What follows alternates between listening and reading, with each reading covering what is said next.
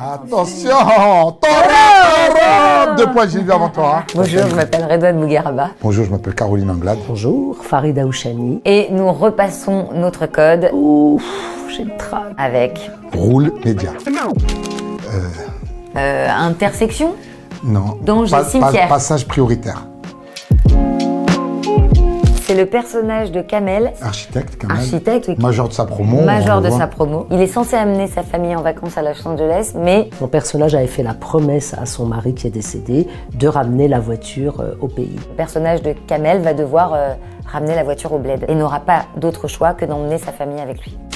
C'est une zone autorisée pour les piétons, les véhicules et les vélos. Moi, je suis très scooter ou métro. Je suis métro, vélo, dodo. La voiture, c'est pour les longs trajets, ouais. J'ai beaucoup fait aussi le trajet en voiture France, pays d'origine de mes parents, le Maroc.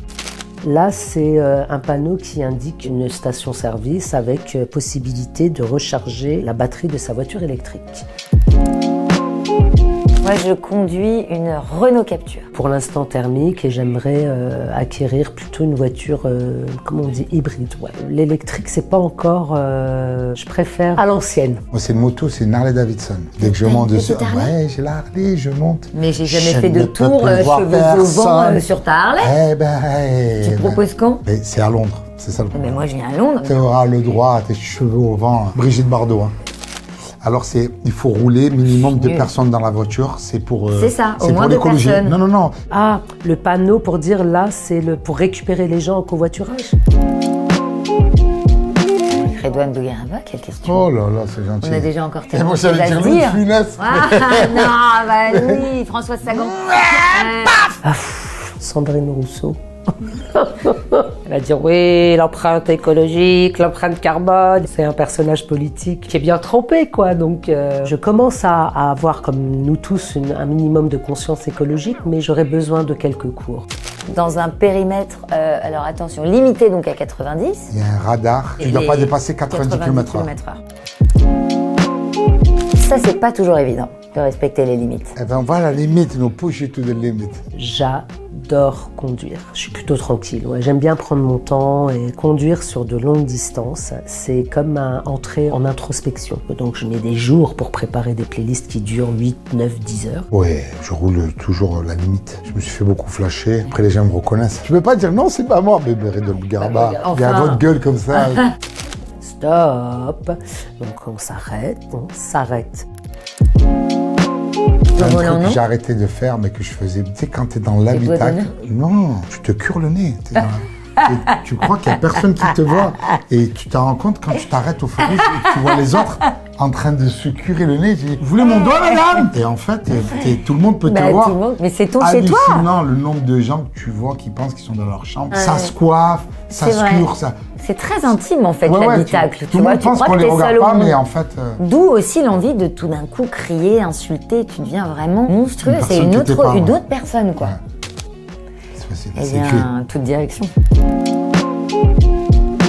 Mes enfants, moi aujourd'hui, j'ai à cœur aussi de... Tu sais, on fait beaucoup d'allers-retours le week-end pour aller en Normandie. Parce que madame a une maison en Normandie. Mais tu dis pas ça. Mais comment je dois dire ça? Les gens s'imagineront quoi que ce soit. Un manoir, elle a un manoir. Non, mais en tout cas, mes enfants, ils ont déjà Caroline plein de souvenirs. de Langlade. En vrai, ils ont déjà plein de souvenirs à leur âge de voyage en voiture, quoi, tu vois. À faire les relous derrière pendant que tu conduis et que tu as envie d'un peu de calme. Mais les enfants sont pas là pour être calmes. Il y a 10 ans, j'ai emmené mon ami d'enfance au Maroc, pays d'origine. On a mis 12 jours pour arriver. J'ai fait des étapes que je ne pouvais pas toujours faire quand j'étais plus jeune avec mes parents. On n'a pris que les nationales en France, en Espagne. Donc Tolède, près de Madrid, Cordoue, c'était fantastique. Onde, résonance... Est-ce que c'est sonore? Ah, une... Un coucher de soleil? Non, c'est un monument. Ah, un point de vue. Attention, il y a un truc à voir. Ok. Ah, je connaissais pas celui-là. Le lien se fait lorsqu'on part en vacances et qu'on est obligé de parler tous ensemble. Il y a certaines routes où ça capte plus, on peut plus scroller sur le téléphone et du coup on se retrouve à parler, à jouer ensemble, à communiquer et à crever les abcès. C'est ce qu'on vit dans le film. J'ai eu beaucoup de retours de gens qui me disent « Ouais, j'ai vécu ça avec mes parents, avec ma mère, avec mes grands-parents. » On apprend à se connaître. Quoi, c'est ça. C'est-à-dire que les petits posent des questions. Là, c'est comme sur l'affiche, on est 3, il y a les 3 générations, la grand-mère, les parents, les enfants. On se transmet des choses, on a, à l'intérieur de tout ça, on se pose des vraies questions.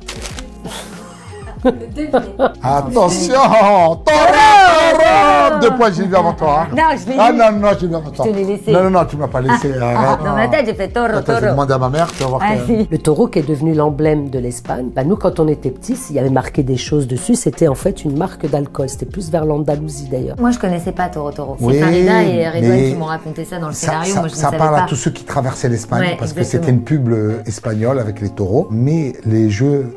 Avec ses frères et sœurs enfants, ça comptait les poteaux électriques. S'il y a une voiture bleue, on comptait les voitures bleues. S'il y a les voitures rouges qui passent. Chacun s'est inventé un jeu en fonction de son imaginaire. Et là, c'était le jeu du taureau que toute la jeunesse de cette période qui a traversé l'Espagne, que ce soit les Espagnols, les Portugais, les Marocains, les Algériens. Ça parle énormément. Mais ça leur parle. Le taureau, pour eux, c'est l'Espagne, c'est les vacances. Tu touches la nostalgie, boum,